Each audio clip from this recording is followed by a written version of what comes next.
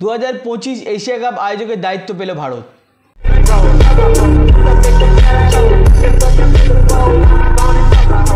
সেই 1990-91 সালে শেষবার ভারত এশিয়া কাপ আয়োজন করেছিল এবং ফাইনাল হয়েছিল কলকাতার ইডেন গার্ডেন্সে।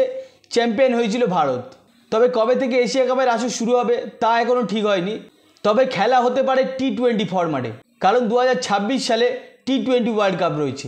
সেই হিসাবে এশিয়া কাপ টি-20 ফরম্যাটে হতে পারে। গত বছর পিসিবি মানে পাকিস্তান ক্রিকেট বোর্ড এশিয়া কাপের আয়োজক ছিল এবং ভারত তাদের মাঠে খেলতে যায়নি। আচ্ছা, ফলে পাকিস্তান ভারতে 2025 এশিয়া কাপ নাও খেলতে আসতে পারে। ओ भाई मारो मुझे, मारो मारो मुझे, मारो मारो नहीं, ये मजाक हो रहा है। एक सेकंड यार, मजाक। তো এখন দেখার বিষয় খেলাটা কি ইন্ডিয়াতে হবে নাকি ভিন্ন কোনো নিউট্রাল ভেন্যুতে হবে। তো বন্ধুরা, তোমরা কমেন্ট করে বলো 2025 এশিয়া কাপের আসর কোন দেশে হতে পারে। জানি না।